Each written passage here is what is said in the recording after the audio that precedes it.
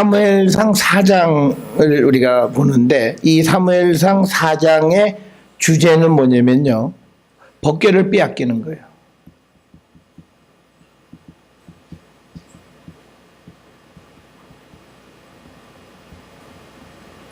법궤를 빼앗긴다라고 하는 거는요. 당장 눈으로 보게 되면 법궤를 빼앗겨서 슬픈 것 같지만 이 법궤를 빼앗는 이야기의 끝부분에 보게 되면 어떻게 되냐면 법궤가 원래 실로에 있었잖아요. 실로에 있던 법궤가 다시 돌아갈 때는 나중에 다윗성으로 가잖아요. 그리고 솔로몬 때 다시 예루살렘 성전에 들어가잖아요. 그러면 엘리가 죽었다는 거. 그러면 이거는 엘리 가문의 몰락만이 아니라 예배의 중심지가 실로에서 예루살렘으로 바뀌었다는 거예요. 그러니까 지금 우리가 이 사무엘상 4장에 나타나 있는 이 사건은 이스라엘 종교 제도의 변화에 굉장히 중요한 부분이다라고 하는 거예요. 이걸 우리가 기억을 하셔야 돼요. 그래서 이제 앞에서 1장부터 시작해서 3장까지는 우리가 보여주는 게 뭐냐면 엘리 대신 사무엘이죠. 그 다음에 4장부터 이제 6장 보여주는 것은 뭐냐면 실로 대신 이제 예루살렘인데 아직은 예루살렘이 등장하지는 않아요. 근데 목적은 이 예루살렘을 향해 가는 거예요. 그러니까 뭐냐면 이 구약시대 때의 종교는 장소가 굉장히 중요했어요. 장소.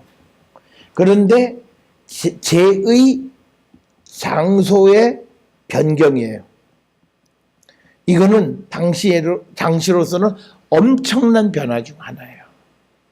그 제사 제도의 변천을 보여주는 것이 사무엘상 1장부터 6장, 특히 7장까지 그 전반부는 그걸 보여주는 거예요. 그러니까 단순히 사사시대로부터 왕정으로 넘어가는 그것만 보여주는 게 아니라 그것도 보여주면서 그 안에서 이제 제사의 권리가 이제 그 실로에서 예루살렘으로 엘리 제사장에서 사무엘에게로 넘어가는 것을 보여주는 거예요. 그래서 우리가 그것에 초점을 맞추고 우리가 사무엘상 4장을 우리가 보셔야 합니다.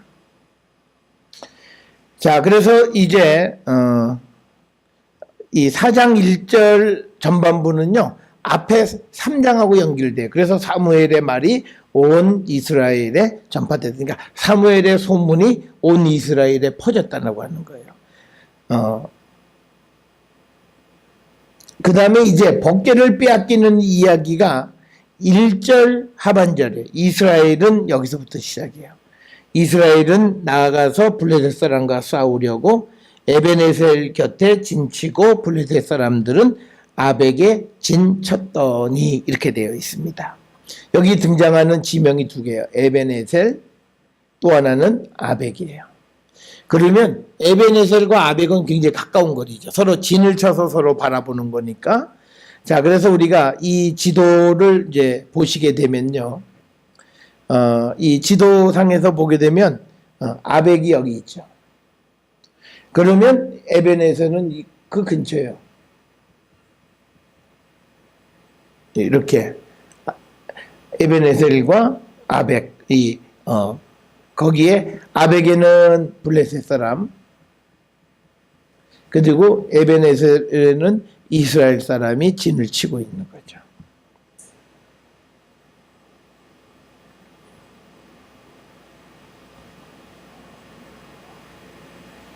네.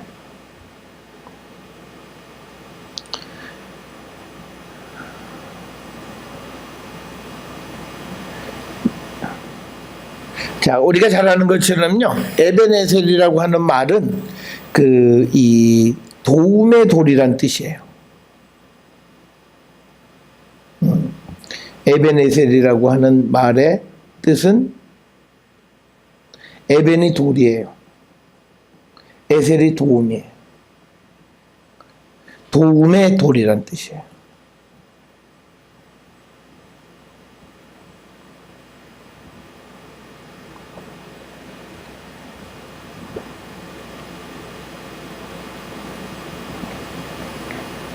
자, 그래서 이제 2절에 보게 되면 이제 전쟁에 관한 블레셋 사람들이 이스라엘에 대하여 전열을 벌이니라. 둘이 싸우다가 이스라엘이 블레셋 사람 앞에서 패하여 그들에게 전쟁에서 죽임을 당한 군사가 4,000명 가량이더라. 그러니까 전쟁에서 4,000명이 죽었다는 건 굉장히 많이 죽은 거예요. 그러니까 지금 현재 이스라엘이 힘으로는 블레셋을 이길 수가 없는 그런 상황을 묘사하고 있는 거예요. 이제 그랬더니 그 사람들이 백성이 진영으로 3절에 돌아오매 이스라엘 장로들이 이르되 여호와께서 어찌하여 우리에게 오늘 블레셋 사람들 앞에서 패하게 하셨는고 여호와의 언약궤를 실로에서 우리에게로 가져다가 우리 중에 있게 하여 그것으로 우리를 원수들의 손에서 구원하게 하자. 그러니까 지금 여기에서요, 법궤가 이스라엘을 구원해 주는 게 아니라 법궤가 옮겨온다라고 하는 것은 여호와께서 그 전쟁에 참여하신다라는 그런 개념이에요. 그러니까 이 법궤라고 하는 게 뭐냐?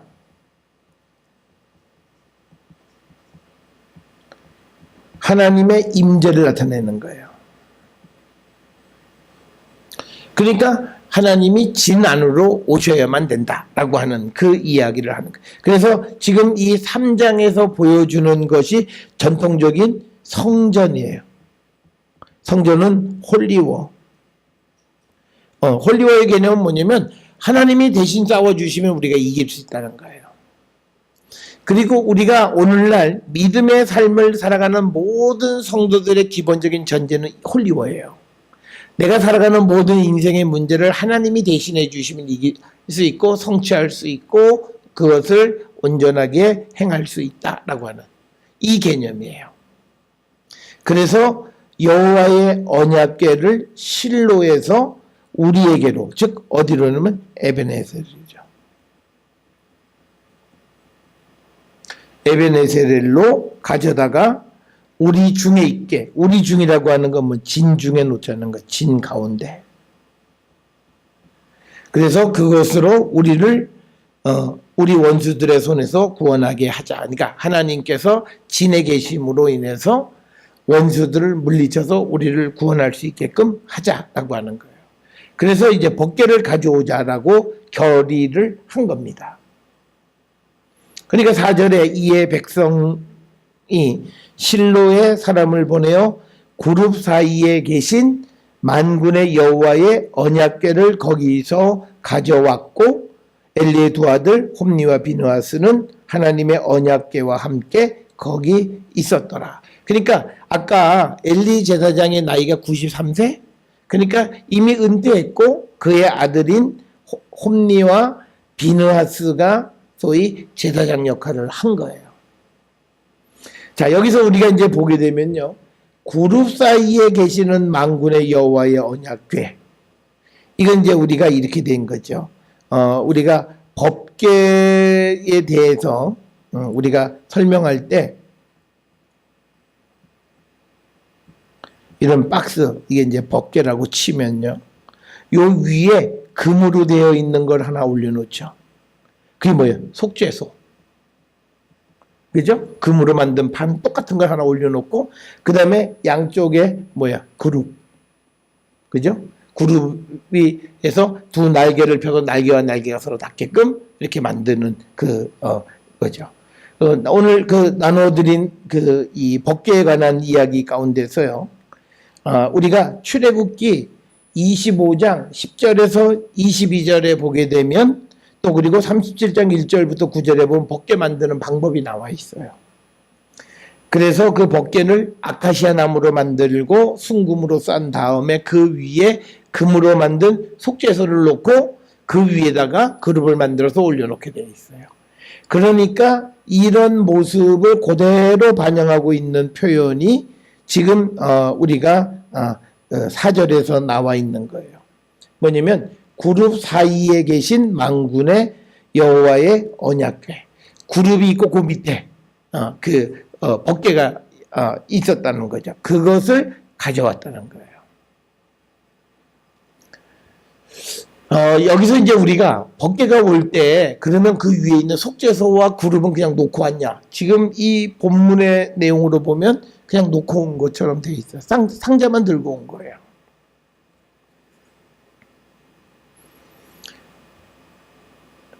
그래서 5절에 여호와의 언약궤가 진영에 들어올 때에 온 이스라엘이 큰 소리로 외침에 땅이 울린지라. 그러니까 뭐냐면 법궤가 들어온다라고 하는 말은 뭐냐면 이제 이스라엘에는요 임마누엘이에요. 임마누엘이라는 건 뭐냐면 하나님이 진 가운데 계신다. 이 뜻이죠. 그러니까 백성들에게는 힘이 나는 거죠. 그러니까 큰 소리로 외치는 거예요. 어느 정도로? 땅이 울릴 정도로 큰 소리로 주님, 그러니까 여호와의 언약궤가 들어오는 것에 대해서 환호하는 거예요.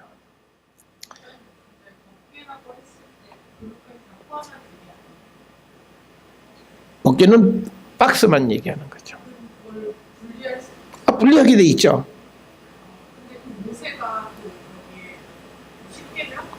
상자를 넣고 열어보진 않았지만 분리가 안 되는 게 아니죠. 그러니까 분리가 된다는 건 뭐냐면 박스채를 들고 오는 거예요. 그냥 이런 박스채, 그리고 요 위에 속죄소가 올려져 있고 그 위에 그룹이 올려져 있는데 요건 내려놓고 요 박스만 들고 오는 거예요. 이게 물리적으로도 만약에 그룹이 올려져 있으면 옮기는 거 무지하게 어려워요. 이게 붙어 있지 않는 건데 이동할 때, 그래서 박스만, 그런 개념이죠. 그래서 법궤가 진영에 들어온다라고 하는 것은 하나님이 들어오셨다는 거예요. 그러니까 이스라엘에서는 왜 큰 소리 치냐면 이제 이겼다고 생각하는 거예요. 이거는 뭐냐면 하나님이 이스라엘 편일 때 그런 거예요. 그런데 만약에 하나님이 이스라엘을 넘겨주기로 결정하시면 그거는 아닌 거죠. 그런데 지금 이 전쟁은 하나님께서 이제 그들을 넘겨주시는 거죠. 자, 그래서 여호와의 언약궤가 들어올 때에 큰 소리로 외치고 땅이 울렸다. 그래서 이 언약궤, 성경에는 언약궤, 법궤, 다양한 용어로 표현이 되어 있어요. 이 언약궤, 이것의 히스토리는 우리가 오후 시간에 우리가 좀 길게 시간을 잡아서 설명을 드리겠습니다. 자, 그 다음에 이제 6절에 이 블레셋 사람들의 반응이 등장하는 거예요. 이 반응을 보면 블레셋 사람이 그 외치는 소리를 듣고 이르되 시브리 진영에서 큰 소리로 외치면 어찌 됨이냐 하다가 여호와의 궤가 진영에 들어온 줄을 깨달은지라. 그러니까 뭐냐면 여호와의 궤가 이스라엘 진영에 들어온 줄을 블레셋 사람들이 알았다는 거예요. 그 반응이 7절에서 뭐냐면 블레셋이 두려워요. 그 이유는 뭐냐면 여호와의 궤가 그 진영으로 왔다는 것은 앞에서 말씀드린 것처럼 하나님이 진영 가운데 계시다는 거예요.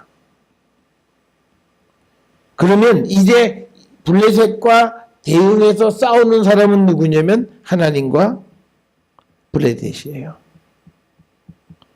근데 블레셋 사람들은요, 하나님의 능력을 알아요. 이 능력은 뭐냐면 출애굽을 할 때 어떻게 이스라엘에게 가나안 땅을 허락해 줬는가라고 하는 이야기를 들은 거예요. 그래서 그들의 반응이 7절에 블레셋 사람이 두려워하여 이르되 신이 즉 여호와가 진영에 이르렀도다 하고 이르되 우리에게 화로다. 전에는 이런 일이 없었도다. 그러니까 뭐냐면 법궤를 가지고 전쟁터로 나왔던 일은 첫 번째 사건이에요. 이스라엘의 구약 성경에서 수많은 전쟁이 벌어졌지만 직접 법궤를 가지고 진중에 나왔던 일은 없어요. 우리가 오해하시면 안 돼요. 출애굽을 하는 과정 속에서는 이스라엘 사람들이 진영 속에 법궤가 있잖아요. 그러니까 그때는 전쟁을 누가 막 그 진영으로 이동하는 가운데 전쟁이 나면 진영 가운데 주님이 당연히 계셔요. 그런데 지금 상황은 원래 장소는 실로에 있는데 그 실로에 계시는 하나님을 전쟁터로 이렇게 옮겨오는 예는 처음 있는 일이라는 거예요. 그래서 이제 블레셋 사람들은 하나님과 대적해서 싸워야 된다라고 하는 것을 알게 됐고, 그것은 결국은 자기들에게 이롭지 않다라고 하는 것을 알아서 블레셋 사람들이 두려워했다라고 하는 거예요. 그러니까 우리가 성경에서요, 어떤 일이든지 두려워하지 말라라고 하는 표현이 있죠. 그러니까 이사야서에서 보면 두려워하지 말라. 굉장히 강조돼. 근데 왜 그러냐면요, 두려워한다라고 하는 건 뭐냐면 다른 신을 보고 놀라는 그 감정의 표현이 두려움이에요. 성경에서. 그러니까 지금 여기에서도 블레셋 사람들이 여호와가 진에 왔다라고 하는 것을 듣고 두려워하는 거예요. 그러니까 두려움이라고 하는 것은 다른 신을 보고 사람이 두려워하는 거예요. 그래서 우리가 세상을 살아가면서 두려워하지 마라, 두려움에는 영벌이 있다라고 하는 이야기는 그것은 결국은 뭐냐면 하나님의 전지전능을 인정하지 않는 거예요. 그래서 우리에게 두려워하지 말라라고 하는 그 이야기를 성경에서 강조하고 있다. 그래서 블레셋 사람들이 두려워했고, 8절에 우리에게 화로다. 누가 우리를 이 능한 신들의 손에서 건지리요. 여기서 재밌는 표현이에요. 그러니까 하나님이 한 분인데 블레셋 사람들이 뭐라 그러면 신들이라고 표현한 거예요. 신들. 이 표현은 뭐냐면요, 우리가 히브리어에 소위 하나님을 나타내는 엘로힘이라는 표현이 있죠.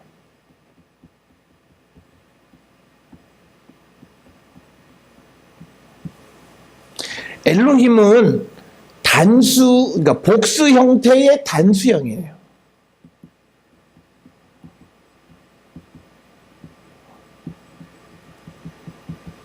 그런데 지금 여기에서는 복수로 번역을 해버렸어요.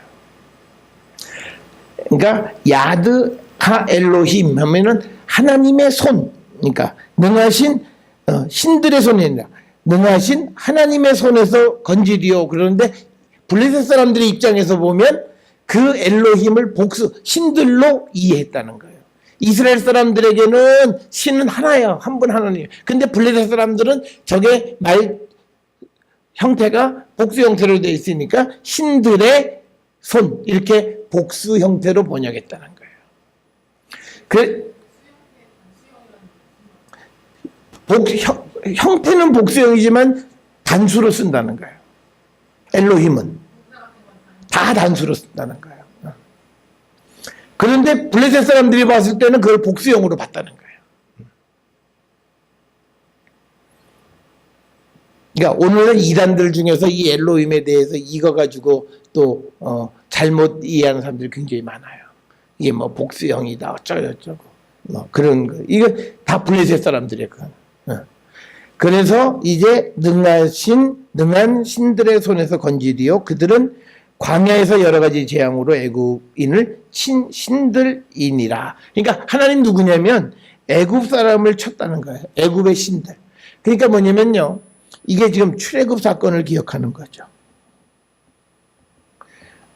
그러니까 우리가 출애굽을 할 때 이스라엘 백성들이 블레셋 사람들의 땅의 길로 가지 않았다. 그러니까 이미 블레셋 사람들이 있었어요. 그러니까 그 말은 이스라엘이 출애굽을 하는 과정 속에서 이스라엘 그 여호와께서 애굽 사람들에게 재앙을 베풀고 하는 걸 다 들은 거예요, 소문을. 그래서 야, 한 무리가 나왔다 하는 얘기 다 들은 거예요. 그러니까 그것을 들었던 블레셋 사람들이 이제 그 하나님이 이스라엘의 그 진중에 와 계시다라고 하니까 자기들에게는 재앙이다, 이렇게 묘사를 하는 겁니다. 그래서 이 고대 시대에는요, 강한 나라의 신은 이게 강한 신이에요. 그런데 여호와는 뭐냐면, 우리가 여호와는 이 강한 신을 물리친 거예요. 이게 이집트고, 그 다음에 또 바벨론.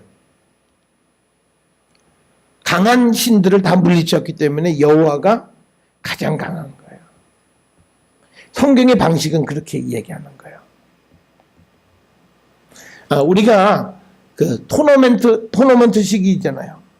올라가서 A하고 B하고 C하고 D가 있으면 이렇게 해서 서로 이렇게 맞붙어서 이기면 그 신이 최고 신이 되는 거예요.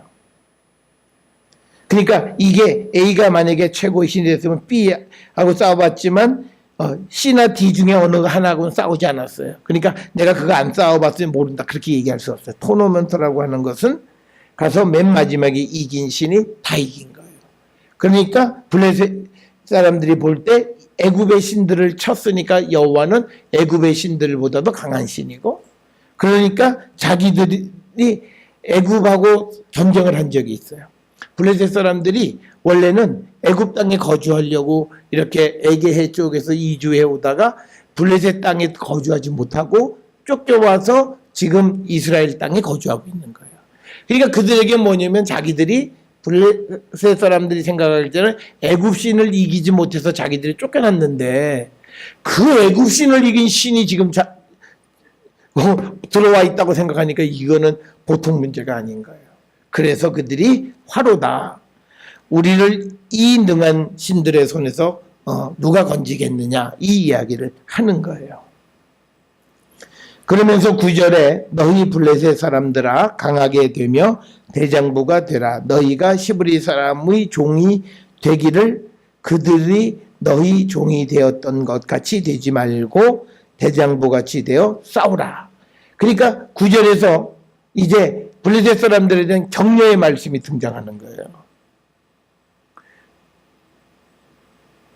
그러니까 뭐냐면, 블레셋 사람들이 이제 이스라엘의 애굽의 신들을 친 신이 왔다. 그래서 우리에게 화다. 이렇게 얘기하니까 블레셋의 어떤 지도자들이 블레셋 사람들에게, 여러분 왜 우리가 이렇게 쪼냐? 그 블레셋 사람에게 쫄지 말고 이제 대장부가 같이 되어서 전쟁에 임하라라고 이 블레셋 사람들의 지휘관이 블레셋을 위로하는 거죠. 블레셋을 격려하는 거죠. 블레셋 사람을 격려하는 거예요. 그래서 대장부같이 되어 싸우라, 이렇게 얘기하는 겁니다.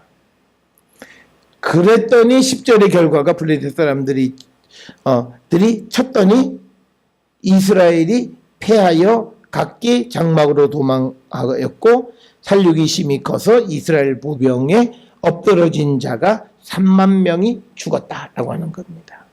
그러니까 이거는 하나님이 이스라엘에게 준 패배예요. 그리고 11절에 이제 보여주려고 하는 거예요. 하나님의 괴는 빼앗겼고 엘리의 두 아들 홈니, 비느하스는 죽임을 당하였더라. 그러니까 두 아들이 죽고 그 다음에 하나님의 괴는 빼앗겼다. 그러니까 뭐냐면 엘리 가문의 멸망에 관한 이야기들을 보여주고 있고, 그리고 이제 하나님의 괴가 실로에서 나왔죠. 나왔는데 뺏겨버린 거예요. 그러니까 다시 실로로 돌아가지 못하는 상황이 되는 거예요. 그러니까 실로는 더 이상 이스라엘의 종교의 중심지가 되지 못하는 거예요. 그렇게 되어진 상황을 지금 묘사하고 있다라고 하는 겁니다. 그래서 이 4장 1절부터 11절까지의 블레셋 사람들에게 괴를 빼앗겼다라고 하는 것은 단순히 이스라엘이 진 것이 아니라 이제 새로운 시대의 시작을 위해서 종교와 그 다음에 종교 지도자들을 완전히 바꾸는 그 일들이 이 정치적인 전쟁의 역사 속에서 함께 이루어지고 있다라고 하는 것을 우리가 기억하셔야 됩니다. 자, 법궤입니다. 법궤. 우리가 지난번에 4장 5절에서 보게 되면 이제 하나님의 언약궤가 진영에 들어왔다라고 하는 그 언약궤라고 하는 거. 그 다음에 법궤, 뭐 다양한 방식으로 이렇게 기록이 되어 있어요. 그런데 이 법궤 혹은 언약궤의 히브리어 단어는 아론이에요. 아론. 이게 참 재밌는 거예요. 우리가 제사장 가문이 아론이잖아. 아론. 그 아론하고 똑같아요. 그래서 아론인데, 그리고 그 의미는 뭐냐면 그냥 상자의 박스. 그래서 이 가지신 그 유인물에도 보게 되면 이 아론이라고 하는 것은 제의와 관계되어져서는 전부 다 이 어떤 이 법궤라고 하는 개념으로 사용됐고요. 또 하나는 이 상자가 소위 이 열왕기하에 보게 되면 그 성전에서 돈 받는 궤, 상자, 성전 문 옆에서 이제 돈꽤 놓는 그것 역시도 똑같이 아론, 이렇게 같은 용어를 사용하고 있다라고 하는 겁니다. 우리가 이 법궤를 어떻게 만드느냐라고 하는 것은요, 앞에도 우리가 잠깐 설명드렸던 것처럼 출애굽기 25장 10절부터 이 22절까지에서 그 이야기가 자세하게 기록이 되어져 있고요. 특별히 똑같은 이야기가 37장 1절부터 9절에도 기록이 되어 있습니다. 그래서 그 10절에 보게 되면 그들은 조각목으로 궤를 짜되, 그러니까 조각목은 아카시아 나무를 얘기합니다. 길이는 2규빗 반, 그러니까 2.5 규빗이에요. 우리가 1규빗이 얼마냐? 약간 뭐 어떤 건 45, 40, 50 뭐 그런데 대략적으로 한 50cm 정도 되는 거다라고 생각을 하시면 돼요. 그러면 1.25m죠. 그리고 1.5 규빗, 너비가 한 규빗 반인인가? 그러니까 이거는 뭐냐면 0.75m예요. 그리고 높이도 한 규빗 반, 이것도 0.75m 정도 되는 거죠. 그러니까 1.25에다가 폭이 75cm, 높이가 75cm. 요런 긴 직사각형 형태의 이 상자를 얘기하는 겁니다. 그래서 길이가 125cm, 그 다음에 폭이 75cm, 높이가 75cm, 이렇게 되는 거고, 재질은 전부 다 아카시아 나무로 만들게 되어 있다. 그 다음에 11절에 너는 순금으로 그것을 싸되 그 안팎을 싸고 위쪽 가장자리에 돌아가며 금태를 두르고, 그러니까 이 상자의 안과 밖 모두를 전부 다 그 소위 그 금으로 싸게끔 되어 있다라고 하는 거예요. 그러면서 이제 이 위쪽 가장자리 여기에 이제 쭉 돌아가면서 금태를 딱 또 두른다는 거죠. 금태를 두르게 되어 있고, 12절에 금고리 넷을 부어 만들어 그 네 발에 달되 이쪽에서 두 고리, 저쪽에서 두 고리를 단다. 그러니까 뭐냐면 고리가 여기에 달리는 건지 이렇게 이쪽 이렇게 달리는 건지 뭐 이렇게 달리는 거겠죠. 그래서 우리가 그 네 발에 고리를 지금 달게끔 되어 있는데, 지금 이제 앞에서 이제 제가 질문을 드리려고 했던 거는 그 고리가 이 위쪽이냐, 이쪽에 네 개냐, 아니면 아래쪽으로 네 개냐라고 하는 거예요. 그런데 우리가 이 성경에 보게 되면 발이라고 표시가 돼 있어요. 그런데 사실 이 박스에는 발이 없어요. 지금 그냥 딱 만들어 놓은 그냥 직사각형으로 딱 되어 있는 상자이기 때문에 뭐 다리를 좀 이렇게 길게 하고 이런 표현이 없어요. 그냥. 그러니까 여기에 네 귀퉁이에다가 만들었는 건지, 아니면 이것이 이 위쪽에 네 귀퉁이에 만들었는지 이게 정확하지 않다라고 하는 거예요. 왜 그러냐면요, 이제 이 고리에다가 이 나무를 띄워서 이 벗개를 메고 가는 역할을 하는 거예요. 이쪽도 여기서 끼서 이렇게 해서 이렇게. 그러면 위에다가 매닫느냐 아니면 밑에다가 끼어서 그 받치느냐 이 차이예요. 그런데 우리가 이 유인물에 나와 있는 그림을 보게 되면 여기는 이렇게 만들었어요. 이거는 그냥 사람들이 유대인들이 만든 그 정확한 모습을 나타내는 건 아니에요. 여기에는 위쪽에 있죠. 그래서 여기다가 채를 꽂아가지고 매게끔 되어 있고 이렇게 되어 있어요. 그리고 지금 여기서 주의 깊게 봐야 되는 것은 뭐냐면 여기에도 다리는 없어요. 그리고 요게 이제 위에 금 테두리를 만들라는 게 요 테두리가 요걸 얘기하는 겁니다. 그리고 이 그림은 뭐 정확한 그런 그림의 모습은 아니고 그래서 아카시아 나무로 규격은 대충 우리가 125cm, 75cm, 높이가 75cm 정도 되는 거고요. 그 다음에 13절에 조각목으로 채를 만들어 채는 긴 장대처럼 되어 있는 거예요. 이렇게 이제 여기에 이렇게 끼우게 되어 있는 그런 것을 이제 이 채라, 이게 긴 막대, 이거를 채라고 부르는 거죠. 근데 채도 조각목, 아카시아 나무로 만들고 이거를 금으로 싼 거죠. 금박. 금으로 싸고, 그 다음에 14절에 그 채를 양쪽 고리를 꿰어서 궤를 매게 했다. 여기서 이렇게 고리에 채를 끼워서 이 벗개를 매게끔 만들었다라고 하는 거고, 그 다음에 15절에 채를 궤의 고리에서, 이거를 이제 움직이지 않는다고 해서 채를 빼지 않아요. 그냥 끼워져 있는 상태로 그대로 놔둔다는 거예요. 그게 15절에 채를 궤의 고리에 꿰n 대로 두고 빼내지 말지며 이렇게 돼 있어요. 그리고 16절에 내가 너에게 줄 증거판을 궤 속에 둘지며, 이 안에다가 소위 돌판, 우리가 증거판이라고 하는 거죠. 이거를 이 법궤 안에다가 두는 거고요. 그 다음에 이제 순금으로 속죄소를 만들어서 만드는데 그 길이가 얼마냐면 2규빗 반, 너비가 1규빗 반 되게 하고, 그러니까 이 지금 벗개에 뚜껑이 없잖아요. 그러니까 뚜껑을 만들려고 하는 개념이에요. 그런데 그 뚜껑도 기능이 있는데 뭐냐면 그거를 증거판이다 이렇게 이야기를 해요.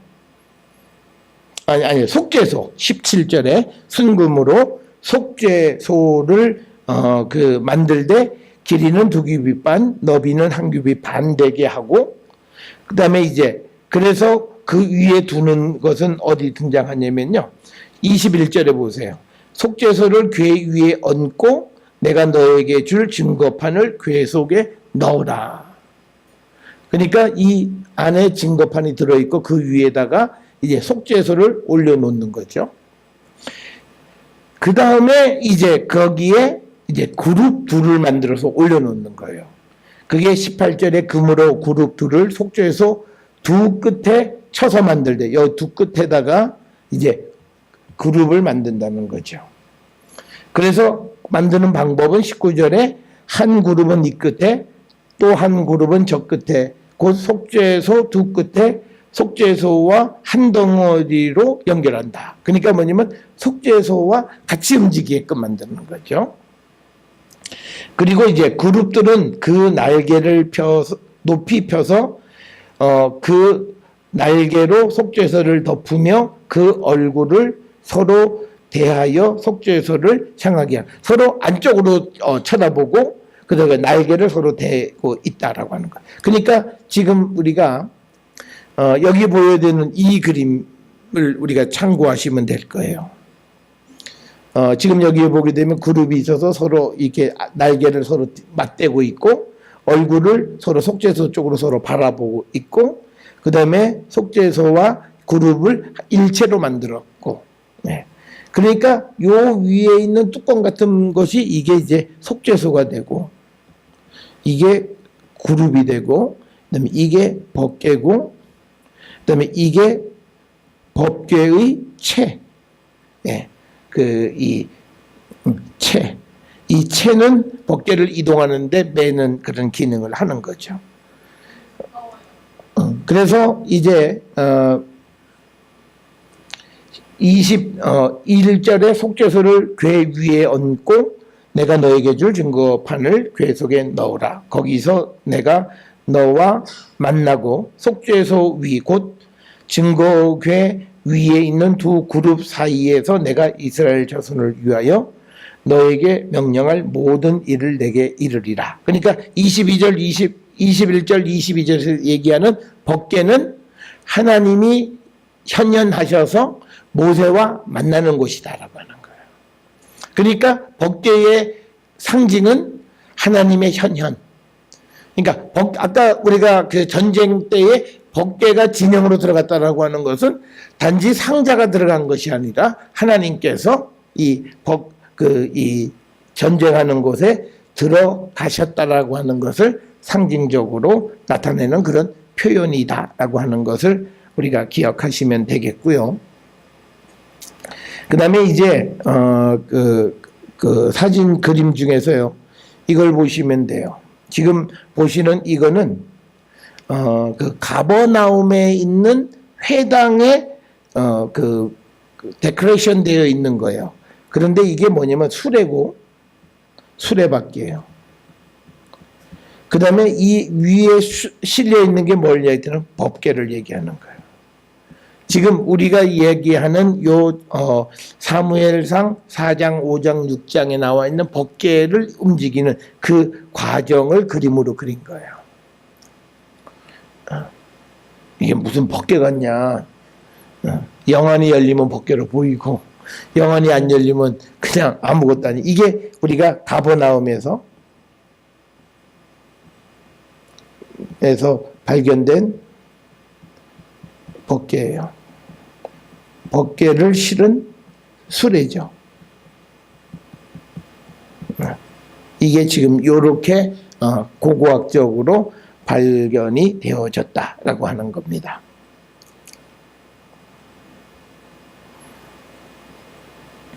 자, 그러면 이제 법궤를 만든 다음에 법궤가 어디 있었느냐? 그거는요, 우리가 이 민수기서에 보게 되면요, 법궤는 이스라엘의 진영 안 성소 안에 안치되어 있어요. 자, 그러면 우리가 여기서 한 가지 보셔야 되는 건 뭐냐면 이게 성소예요. 성소 안에 법궤가 있죠. 그러니까 이스라엘 진영의 가장 정 가운데에 있는 거예요. 그래서 제일 밖에 이스라엘 진영이 있고요. 그 다음에 있는 것이 레위인들의 진영이에요. 그러니까 성소와 더 가까이 있다는 것이 그 사람들이 더 거룩하다는 거예요. 그러니까 구약에서는 성소와 가까이 있는 사람일수록 거룩한, 뒤집어서 얘기하면 거룩한 사람일수록 가까이 가는 거예요. 그러니까 사람 중에서 가장 거룩한 사람이 누구냐면 대제사장이라는 거예요. 그가 지성소까지 들어가는 거고, 그리고 일반 이스라엘 백성들은 그냥 이스라엘 진영에까지 가게 되는데, 이렇게 이제 동서남북 사방의 이스라엘 진영으로 표시가 되어 있는데요. 이 동쪽, 남쪽, 서쪽, 북쪽에 위치하는 지파가 어디냐? 그 다음번 그림이에요. 다음번 그림에 보게 되면요, 유다, 이사갈, 스불론이 동쪽이죠. 법궤 여기가 성막을 기준으로 해서 동쪽이에요.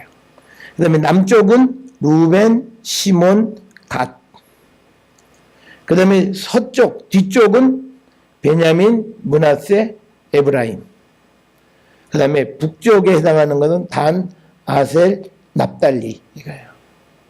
요거를 우리가 그냥, 그 다음에 이제 레위인들 중에서요, 맨 앞에 성막의 앞부분에 모세와 아론과 그 후손, 이거는 제사장들이죠. 그 다음에 남쪽에는 고핫 자손, 그 다음에 뒤쪽에는 게르손 자손, 그 다음에 북쪽에는 레위로 무라리 자손이 있어요. 이게 이제 진이 딱 고정되어져 있었을 때에 이 법궤를 중심으로 해서 이스라엘 지파별로 이렇게 위치하는데, 이거를 이제 우리가 간략하게 묘사하면 지금 여기서 보는 이 그림처럼 성소를 중심으로 해서 이제 여기 보면 제사장이라고 돼 있고, 그 다음에 레위 진영 남쪽에는 이게 고핫 자손이고, 그 다음에 레위 진영이 서쪽에는 게르솜이고, 그 다음에 북쪽에는 무라리 이렇게 있고, 그 다음에 동쪽, 남쪽, 서쪽, 북쪽에 각 세 지파씩 배치되어져 있다라고 하는 거죠.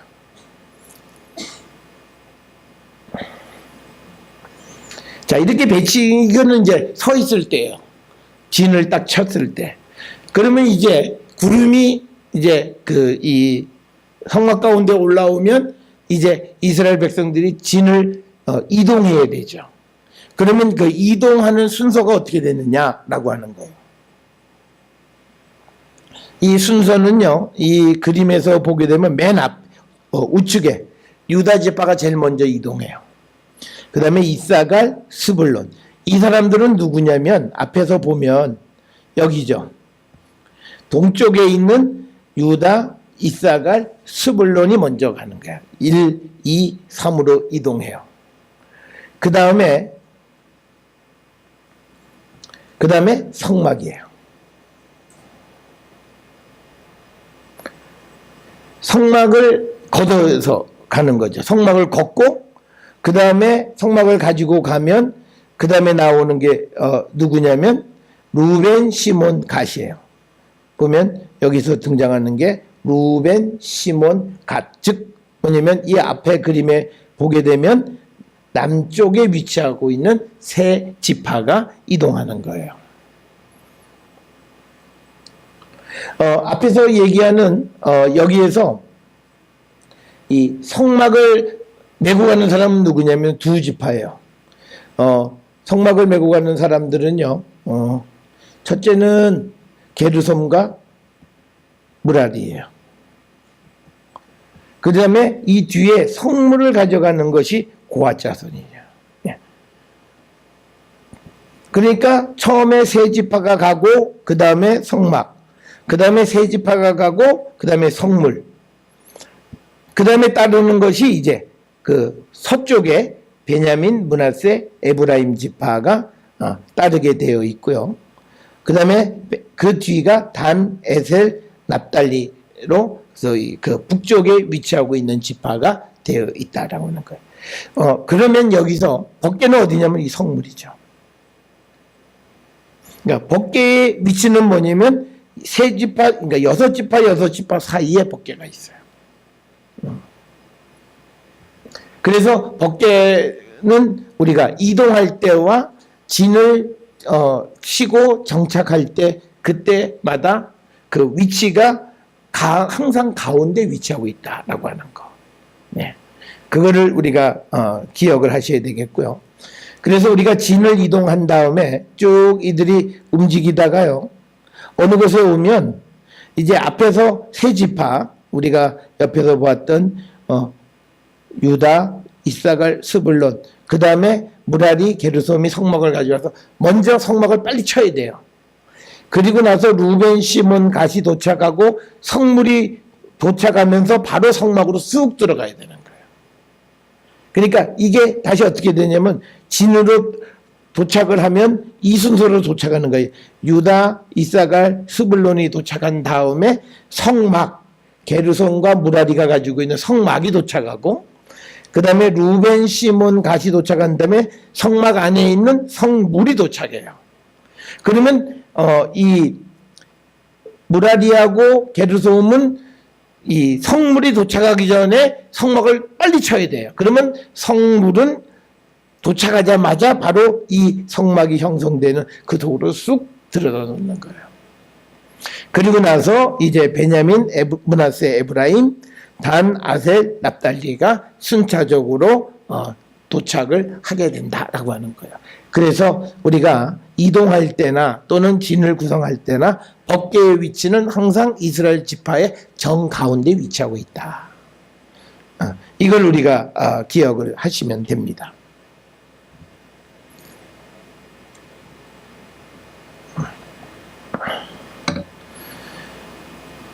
자, 그래서 이제 우리가 이 법궤가 이제 이렇게 가나안에 들어온 다음에는요, 제일 먼저 어디로 갔냐면 법궤가 가나안에 들어와서 가나안에 입성한 다음에 법궤가 실로로 가죠. 네. 아니죠. 실로가 아니라 제일 먼저 길갈. 네. 길갈로 가고 그 다음에 길갈로 가서 이게 다시 실로로 이렇게 옮겨가게 되는 거죠. 그러면서 이제 실로에 있다가 블레셋과의 전쟁에서 이 법궤를 빼앗기게 된다라고 하는 거예요. 그래서 우리가 이제 이 시대에 법궤가 조금 이제 움직였던 지도를 우리가 잠깐 보게 되면요, 이거죠. 실로에 있던 법궤가 아벡으로 와서 에베네들에서 블레셋 사람들에게 빼앗겼다가 블레셋 사람들이 그것을 아스돗으로 가져갔고, 그 다음에 아스돗에 있는 다곤 신상이 꺼꾸라지는 것을 보고 그것을 가드로 보내고 에그론으로 보내고 베스메스로 보낸 다음에 기리안 여아림을 거쳐서 다윗성으로 들어가려다가 우사의 사건이 벌어진 다음에 어디로 가냐면 오벳 에돔의 집에 머물어요. 그러다가 오벳 에돔의 집을 하나님이 축복한다는 얘기를 듣고 다윗이 그것을 가져다가 이제 다윗성에, 이 다윗성은 예루살렘을 얘기하는 거죠. 다윗성에 가져온 다음에 솔로몬 때에는 성전을 짓고 그것을 열왕기상 8장의 성전으로 가지고 들어오는 거예요. 그래서 이제 법궤는 성전에 안치되어지는 거예요. 자, 그런데 이제 우리가 질문이 뭐냐면요, 예루살렘 에 갔던 이 법궤가 어디로 갔냐라고 하는 거예요. 법궤에 대해서 우리가 별로 잘 언급을 하지 않는다라고 하는 거예요. 그래서 우리가 이 법궤의 흔적을 추정하는데 제일 먼저 우리가 보셔야 될 것 중 하나는 예레미야입니다.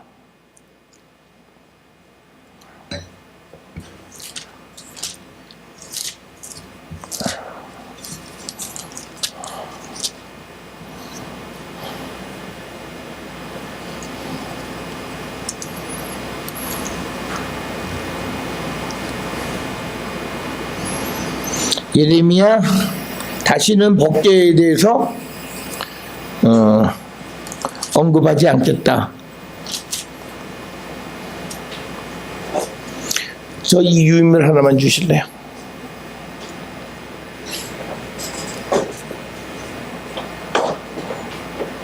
한 장만 주시죠. 예.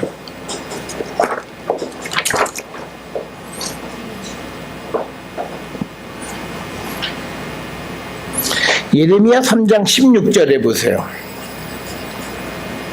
예레미야 3장 16절에 여호와의 말씀이니라 너희가 이 땅에서 번성하여 많아질 때에는 사람들이 여호와의 언약궤를 다시는 말하지 아니할 것이요 생각하지 아니할 것이요 기억하지 아니할 것이요 찾지 아니할 것이요 다시는 만들지 아니할 것이며. 그러니까 뭐냐면 법궤를 다시 만든다라고 하는 말은 지금 법궤가 없다는 얘기예요.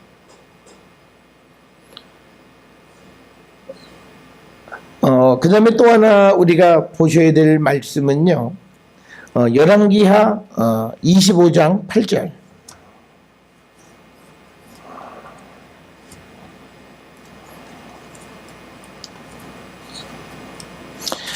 열왕기하 25장의 이야기는 예루살렘의 멸망에 관한 이야기입니다. 그리고 성전이 멸망하는 이야기예요.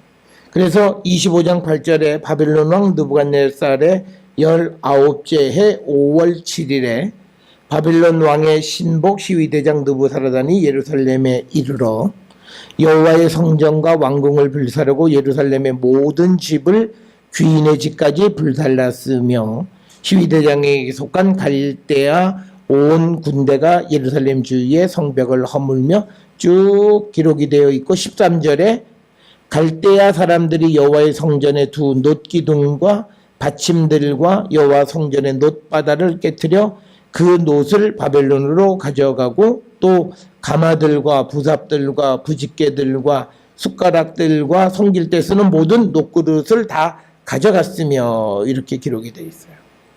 그런데 이 예루살렘 성전에서 가져간 것에 관한 기록 중에서 법궤에 대한 언급이 없어요. 법궤는요, 그래도 겉보기에는요, 나무에다가 금으로 다 씌웠어요. 그러면 그거는 비교적 재산 가치가 있는 거고, 또 예루살렘 성전에서 가장 중요한 게 법궤예요. 그런데 왜 열왕기하 25장 8절 이하의 성전이 멸망되어져서 바벨론 사람들에게 그 성전에 있는 모든 것을 빼앗길 때 법궤에 관한 이야기가 없냐, 이 질문이에요. 그리고 앞에 예레미야 3장 16절에 보면 법궤를 다시 만들지 않겠다라고 하는 그런 기록들이 등장하고 있다라고 하는 거예요. 그래서 여기서 우리가 추정하는 게 뭐냐면, 언젠가, 이 언젠가가 언젠지는 몰라요. 법궤를 분실 혹은 탈취당했다는 거예요. 분실 혹은 탈취의 가능성이 있다는 거예요. 그렇기 때문에 예레미야 3장 16절이나 열왕기하 25장 8절 이하의 성전의 멸망에 관한 이야기 속에서 법궤에 대한 언급이 없고요. 더 하나 중요한 것은 이제 에스라 느헤미야 시대 때 성전을 재건한 다음에 법궤를 다시 갖다 놨는데 이런 기록이 없어요. 법궤에 대한 언급이 없다네. 그러면 도대체 우리가 분명하게 아는 것은 솔로몬 시대 때 법궤를 솔로몬 성전으로 가지고 들어갔다. 여기까지는 성경에서 우리가 그 흔적을 찾아볼 수 있어요. 따라서 열왕기상 8장 1절로부터 11절에 보게 되면 6절에 보면 8장 6절에 제사장들이 여호와의 언약궤를 그 초소로 메어 드렸으니 곧 성전의 내소인 지성소 그룹들의 날개 아래라 이렇게 되어 있어요. 그래서 예루살렘 성전으로 법궤를 가지고 들어갔다. 여기까지 이게 법궤에 대한 오피셜한 마지막 증언이에요. 그 다음부터 법궤가 어떻게 되어졌는가에 대한 언급이 성경에 등장하지 않아요. 그래서 이게 도대체 무슨 연유인가라고 하는 질문이 생길 수밖에 없다라고 하는 거예요. 그래서 우리가 예레미야 3장 16절의 기록에 보면 법궤를 다시 만들지 않겠다라고 하는 그 표현들은 법궤를 분실하거나 뺏겼다는 얘기예요. 그러면 역사적으로 언제 법궤를 빼앗길 가능성이 있느냐라고 하는 그 가능성을 이제 우리가 찾아보는데, 첫 번째 가능성이 언제냐면요, 르호보암 왕 때예요. 열왕기상 14장 25절.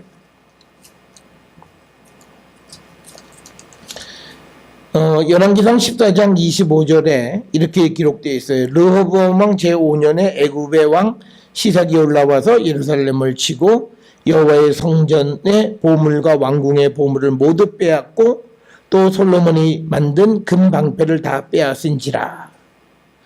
그래서 르호보암 왕이 그 대신에 노수로 방패를 만들어 왕궁문 지키는 시위대 대장의 손에 맡겼다 이렇게 돼 있어요. 그러면 그러니까 르호보암 왕 그 제5년에 이 애굽의 왕 시삭이 쳐들어왔을 때, 이때 성전에 있는 모든 것들을 다 빼앗긴 거예요. 그래서 만약에 법궤를 분실하거나 탈취를 당했다면 첫 번째 가능성은 르호보암 왕 제5년일 가능성이 있다. 이렇게 우리가 주장할 수 있고요. 또 하나의 가능성은요, 열왕기하 14장 11절에 기록이 되어 있는 그 아마샤하고 요아스 사이의 전쟁에 관한 이야기예요. 열왕기하 14장 11절에 이렇게 기록되어 있어요. 아마샤가 듣지 아니하므로 이스라엘 왕 요아스가 올라와 그와 유다의 왕 아마샤가 유다의 베세메스에서 대면하였더니 유다가 이스라엘 앞에서 패하여 각기 장막으로 도망한지라. 13절 이스라엘 왕 요아스가 베스메스에서 아하시아의 손자 요아스의 아들 유다 왕 아마샤를 사로잡고 예루살렘에 이르러 예루살렘 성벽을 에브라임 문에서부터 성모투기 문까지 400규빗을 헐고 또 여호와의 성전과 왕궁 곳간에 있는 금, 은과 모든 기명을 탈취하고 또 사람을 볼모로 잡고 사마리아로 돌아갔더라. 자, 그래서 이 기록을 통해서 유다 왕 아마샤 때 북이스라엘의 요아스가 와서 예루살렘 성전을 탈취할 때 혹시 그때 만약에 앞에서 보았던 르호보암 왕 때 시삭이 가져가지 않았더라면 이 요아스가 탈취해 갔을 가능성이 있다라고 하는 거예요. 왜 그러냐면요. 특별히 남쪽 왕국과 북쪽 왕국은요. 자기의 정통성, 특히 예루살렘 성전에 있는 소위 법궤가 북쪽 이스라엘에는 없어요. 그러니까 이 사람들은 항상 자기들의 종교의 핸디캡이 뭐냐면 법궤. 그런데 어느 날 예루살렘을 공격해서 예루살렘에 있는 걸 다 빼앗아 올 기회가 있었을 때 이 법궤를 그냥 내버려 둘 리가 없었다는 거예요. 그래서 만약 르호보암 왕 때 시삭이 가져가지 않았더라면 아마 아마샤 왕 때 북쪽 이스라엘의 요아스가 와서 이 법궤를 가져가지 않았겠는가 이렇게 추정할 수 있다라고 하는 거예요. 이건 어디까지나 추정이에요. 정확하게 성경에 언급이 없어요. 우리가 출애굽기로부터 시작을 해서 보면 법궤가 굉장히 중요한 것으로 하나님이 모세와 만나는 장소로 소중하게 여기고 이거를 늘 가지고 다니고 그다음에 가나안 들어갔고 블레셋에서 다시 뺏어와서 예루살렘에 솔로몬 성전을 짓고 그 안에 갖다 놓은 것까지는 자세히 기록하는데 그 이후로 법궤에 대한 언급이 싹 사그러들었어요. 그 왜 그랬겠느냐라고 하는 설명 중 하나가 아마도 솔로몬 성전에 있던 법궤가 언젠가 누구에 의해서 빼앗겼을 것이다. 그 빼앗겼을 것을 추정할 수 있는 가능성 세 가지가, 첫째가 르호보암 왕 그때 시삭이 쳐들어왔을 때가 첫째, 두 번째는 유다 왕 아마샤 때 북쪽 이스라엘 요아스가 와서 예루살렘 성전을 다 찬탈해 갈 때 그때 또 가능성이 있다라고 하는 거고요. 그 다음에 세 번째 가능성은 우리가 맨 마지막 열왕기하 25장 8절에 있는 바벨론이 쳐들어왔을 때 시드기야 왕 때 아마 또 가져갔을 확률이 있다라고 하는 겁니다.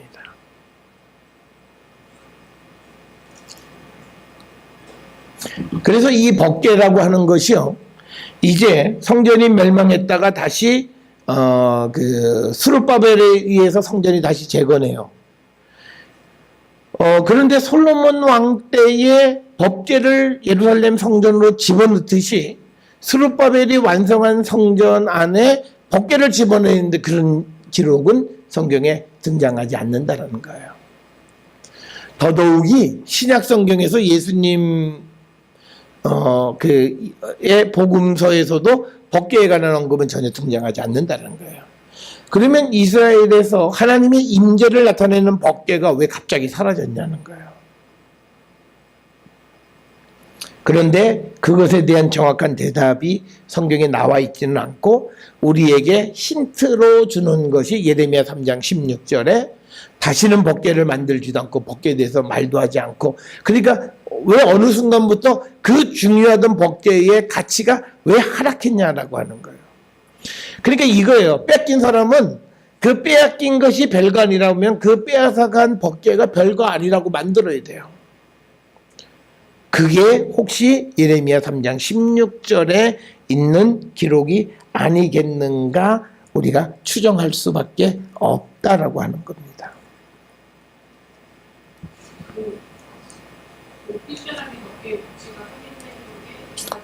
솔로몬 왕 때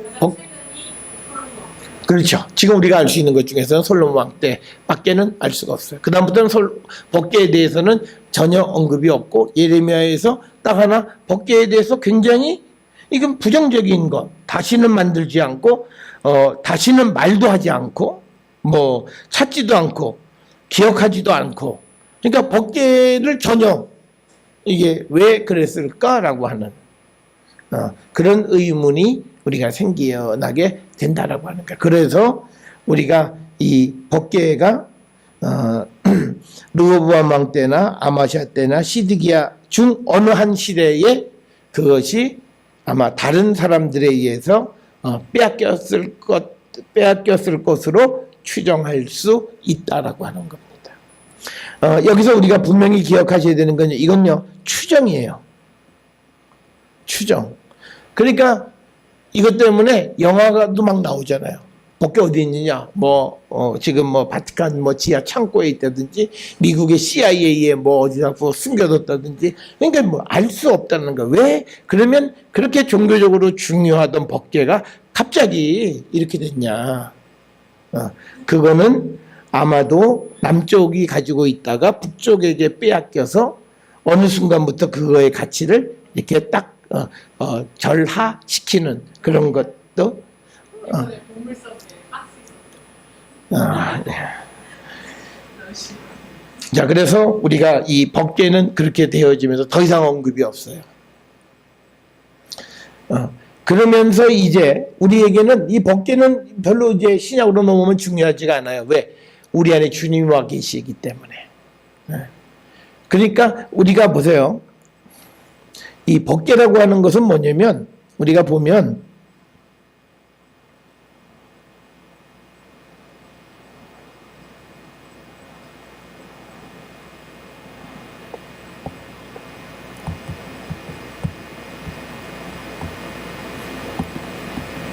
하나님의 임재를 상징하는 거예요. 그런데 우리가 신약 시대에는 보세요. 그리스도, 이 안에 하나님이 계시죠. 이 그리스도가 우리 안에 계시는 거예요. 그러면 이미 우리 속에는 하나인가 그리스도가 계시는 거예요. 그러니까 더 이상 법계를 중요하게 여길 이유가 없다는 거예요. 법계보다 더 본질적인 것이 이미 우리 안에 계시기 때문에. 그 다음에 이제 우리가 또 이제 그 히브리서에 보게 되면 이제 그 지성소를 가로막고 있는 성전 휘장이 찢어지는 거예요. 그래서 누구든지 지성소에 들어갈 수 있게끔 되어진 거예요. 그러니까 구약 시대 때에 형성되어졌던 모든 종교적인 어떤 그런 제도 이것이 다 무너지는 거예요. 그러니까 우리가 지금은 우리가 보는 이 시대에는 이 엘리에서 사무엘 그리고 왕으로 넘어가는 과정 속에서 종교 제도의 변천을 설명하는 거예요. 그래서 엘리 때는 실로에 있던 것이 사무엘 때는 이제 다윗성 쪽으로 이게 옮겨가고 왕정 시대에는 다윗성에 위치하고 있는 거예요. 그 다음에 이 법궤를 관리하던 제사장이 엘리 가문이었다가 이제 이쪽 사무엘이 그 역할을 하는 거죠. 그 다음에 이제 이 예루살렘에서 사독 계열이 되는 거죠. 사독 계열의 제사장들이 그 역할을 감당. 그러니까 이 시대, 구시대죠, 이게. 그 다음에 이 사무엘은 트랜지 피어리어드이고 왕이라고 하는 새 시대의 왕정뿐만 아니라 정치제도뿐만 아니라 종교제도의 완전한 변혁이 일어났다는 거죠. 이것을 우리에게 보여주는 게 사무엘상이라는 거예요. 그죠? 아론 제사장 족보죠.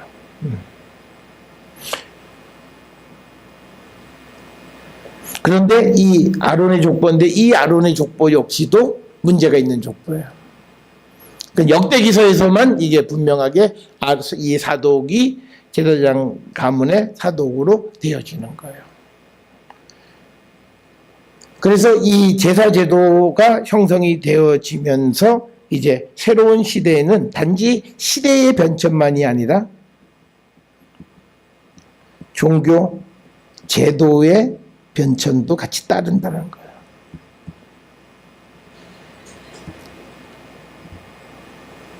그런데 이 변화의 가장 큰 원인, 이건 뭐냐면 하나님에게 순종 여부예요. 하나님 말씀대로 따르고 사냐 안 사냐의 기준에 의해서 이제 변화할 거냐, 제거할 거냐 안 할 거냐가 결정되어지는 것을 우리가 볼 수 있는 겁니다.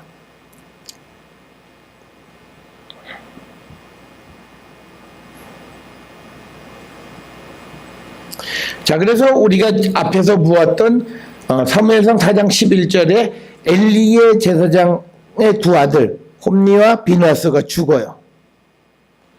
그 다음에 나타나는 것이 12절부터 이제 22절까지에서 보여지는 건 뭐냐면 이제 엘리가 죽는 겁니다. 자, 그래서 4장 12절부터 22절에는 엘리의 사망에 관한 기록이에요.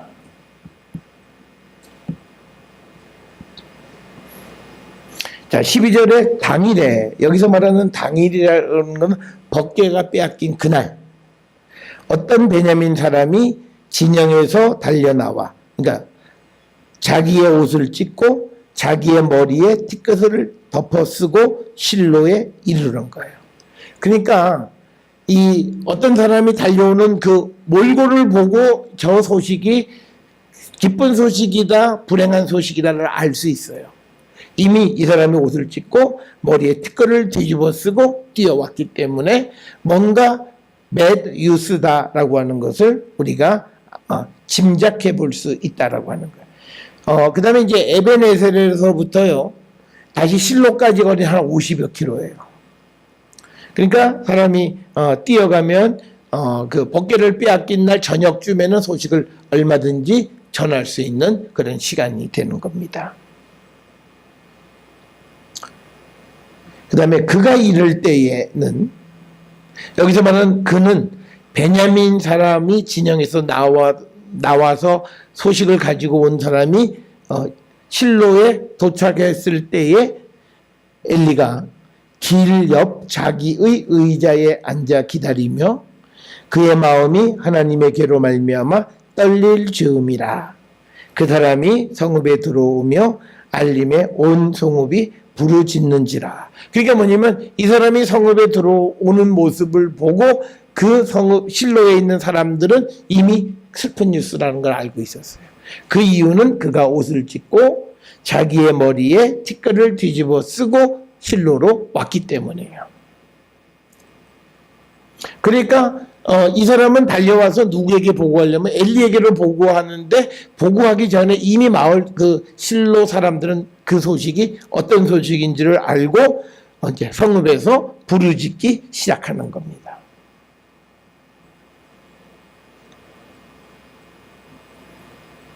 자, 그래서 14절에 이제 엘리가 그 부르짖는 소리를 듣고 이르되 이 떠드는 소리는 어찌 됨이냐.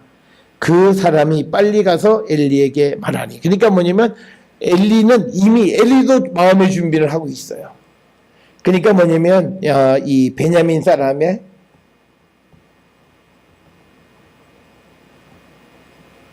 모습을 통해서 먼저 실로 사람들이 짐작하게 됐고, 그 실로 사람의 소리를 듣고 엘리도 짐작하는 거죠. 그러니까 소식은 아직 듣지 않았어요. 그런데 반응을 통해서 이것이 bad news다라고 하는 것을 어느 정도는 짐작할 수 있었다는 거예요. 그래서 15절에 그때의 엘리의 나이가 98세라 그의 눈이 어두워서 보지 못하고. 그러니까 뭐 사람이 오고 달려오고 하는 이야기 그 모습은 보이지 않아요. 그렇지만 소리는 들리는 거죠. 그래서 그 사람이 엘리에게 말하되 나는 진중에서 나온 자라 내가 오늘 진중에서 도망하여 왔나이다. 엘리가 이르되 내 아들아 일이 어떻게 되었느냐. 여기서 말하는 이 내 아들은 실질적인 아들이라기보다는 사람을 친밀하게 부르는 명칭으로서 내 아들아 라고 하는 거죠. 이런 표현은요 바울 서신에서도 많이 등장해요. 그래서 17절에 소식을 전하는 자가 대답하여 이르되 이스라엘이 블레셋 앞에서 도망하였고, 그러니까 이스라엘은 블레셋에게 패했다. 이게 첫째예요. 그래서 백성 중에는 큰 살육이 있었고, 그 다음에 당신의 두 아들 홈니와 비느하스도 죽임을 당하였고 하나님의 언약궤는 빼앗겼다. 그러니까 전한 내용이 첫째, 이스라엘은 블레셋 앞에서 도망. 두 번째, 많은 백성이 죽었다. 세 번째, 그 중에 당신의 아들 홈니와 비느하스도 죽었다. 그리고 네 번째, 하나님의 법궤도 빼앗겼다. 그러니까 이 말은요, 완패했다라고 하는 거예요.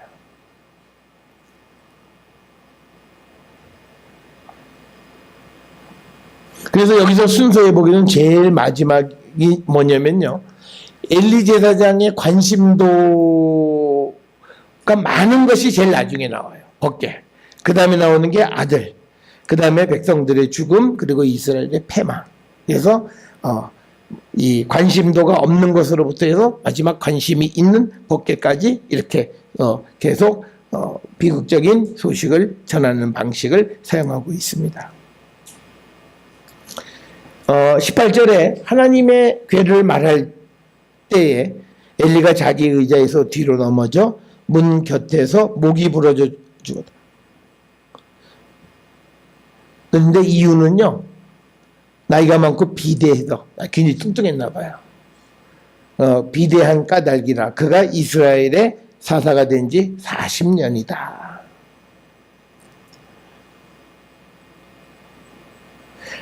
그러니까 4장 18절을 통해서 보게 되면 이 엘리가 죽는 것은요, 이게 뭐냐면 기도 폐쇄로 죽은 거예요. 목이 부러져서 죽었다라고 하는 말은 기도 폐쇄예요. 우리가 가끔 중국 영화나 이런 데 보면 사람 목을 꺾어서 죽이는 경우, 이게 전부 다 기도 폐쇄예요. 그러니까 이 엘리는 자기 의자에서 자기가 뒤로 넘어져서 결국은 목이 부러져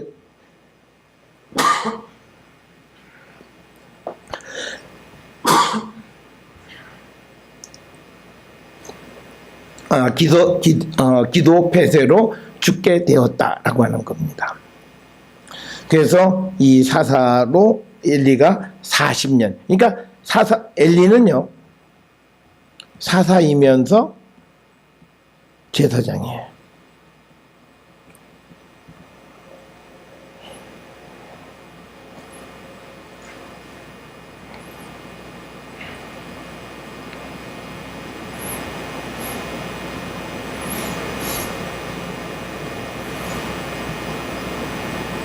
그러면 여기서 우리가 한 가지 볼 수 있는 게 있어요. 마지막 사사가 누구예요? 기드온이었죠. 그러니까 우리가 사무엘 사사기에서 기드온은 사사로 20년 있었죠. 그죠? 그 다음으로 이어진 게 이 지금 사무엘서예요. 그러면 이 우리가 성경에 나와 있는 연도로 따지자면 이 엘리는 기드온 때부터 사사했던 사람이에요. 기드온 때부터. 우리가 그것을 어느 정도 우리가 추정할 수 있는 그 근거가 있는데요. 법궤를 빼앗긴 다음에 법궤가 다시 이스라엘로 돌아오는 것을 기록하고 있죠. 그런데 빼앗긴 지 얼마 만에 돌아와요? 빼앗기고 그 다음날 돌려보내주는 건 아니에요.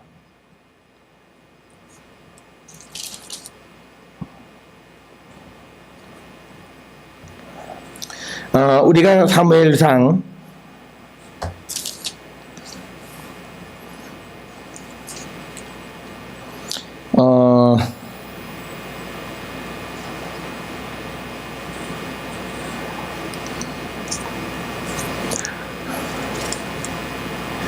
5장 6장 1절 6장 1절에 여호와의 괴가 블레셋 사람들의 지방에 있은 지 7달 만에 돌아오는 거죠.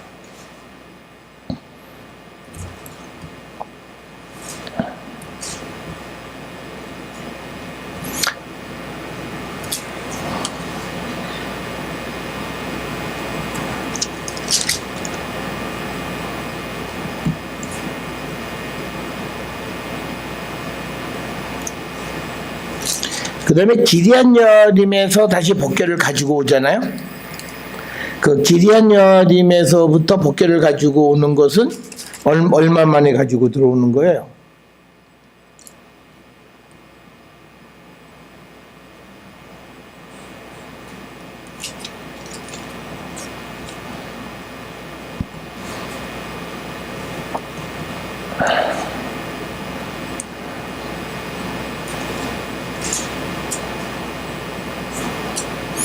실전 20년 만에 들어오는 거죠.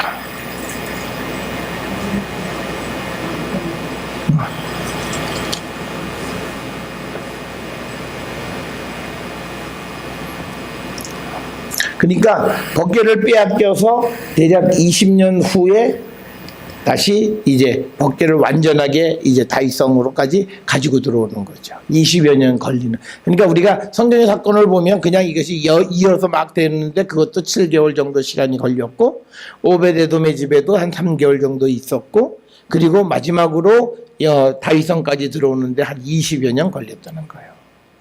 그러면 이 엘리가 죽는 날로부터 20년 지나서 법궤가 들어온 거죠. 그죠? 엘리가 그날 법궤 빼앗겼던 날에 죽었으니까.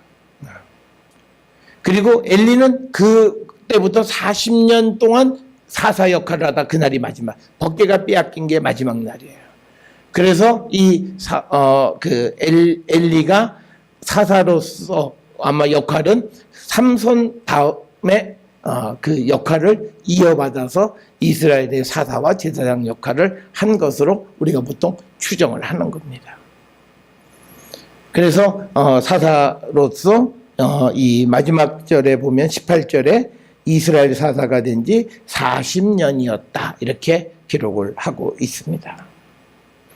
그런데 이제 우리가 항상 성경에 나와 있는 연대 이 40이나 뭐 40의 배수나 이런 것들이 정확한 연대인지 아닌지는 우리가 정확하게 알 수는 없다. 상징적인 그런 의미를 갖기도 한다라고 하는 겁니다. 자, 그러면서 이제 이 엘리가 죽은 다음에 이 비느하스의 아내들도 죽어요. 그게 이제 19절부터 22절에 기록이 되어 있어요. 그의 며느리인, 여기서 말하는 그 엘리의 며느리인 비느하스의 아내가 임신하여 해산할 때가 가까웠더니 하나님의 궤를 빼앗긴 것과 그의 시아버지와 남편이 죽은 소식을 듣고 갑자기 아파 몸을 구부려 해산하고, 그러니까 이 여인에게는 남편 죽고 시아버지 죽고 법궤도 빼앗기고 다 아주 불행의 연속인 거죠. 그래서 갑자기 몸이 아파서 몸을 구부려 해산을 하고, 죽어갈 때 곁에 서 있던 여인들이 그에게 이르되 두려워하지 말라, 내가 아들을 낳았다 하되 그가 대답하지도 아니하며 관념하지도 아니했다라고 하는 거죠. 그러니까 이거는요, 사실은 여인에게서 출산의 기쁨이 제일 큰데, 지금 이 여인에게 오는 남편 죽고 시아버지 죽고 법궤 빼앗겼다라고 하는 것은 그 출산의 기쁨을 상쇄할 만한 그런 슬픔이었다라고 하는 거죠. 그래서 관념하지도 아니했고, 그 다음에 21절에 이르기를 영광이 이스라엘에서 떠났다. 그래서 이름을 이가봇이라고 했다라고 하는 거죠. 이가봇은요, 카보드예요. 카보드라고 하는 말은 영광이라는 뜻이에요. 그 다음에 이라고 하는 말은 히브리어에서 not 또는 without. 그러니까 뭐냐면 영광이 없다는 거예요. 그러니까 이스라엘에서 하나님의 영광이 떠났다. 그러니까 여기서 우리가 한 가지 재미있는 거는요, 아무리 그래도 이 비느하스의 부인이 자기 아들을 하나님의 영광이 떠났다라고 하는 이름을 짓는 거는 우리 이해가 되지 않아요. 그러니까 이 이름은 실제 이름이라기보다는 상징적 이름이라는 거죠. 그러니까 어떤 부모도요, 자기가 낳은 아이에게 불행의 이름을 지어주는 경우는 없어요. 그래서 이카보드라 하였으니 그 뜻이 뭐냐면 하나님의 괴가 빼앗겼고 그의 시아버지와 남편이 죽었기 때문이다. 그러니까 영광이 이스라엘에서 떠났다라는 뜻의 이카봇. 그런데 영광이 떠난 것은 하나님의 괴를 빼앗겼고 시아버지 제사장 역할, 남편 비느하스 제사장 역할에서부터 다 물러나게 되어진 그것을 영광이 떠났다라고 하는 표현으로 이름을 져준 것이다. 그리고 22절에 또 이르기를 하나님의 괴를 빼앗겼으므로 영광이 이스라엘에서 떠났다 하였더라. 그래서 22절과 21절에서 반복되는 게 영광이 이스라엘에서 떠났다는 거예요. 그 이름의 뜻이, 그런 이름의 뜻을 가지고 있는 이름이 이카보드. 카보드란 말은 영광인데 그 영광이 떠났다 없다. 그래서 그 아들의 이름을 이카봇이라고 지었다라고 하는 겁니다.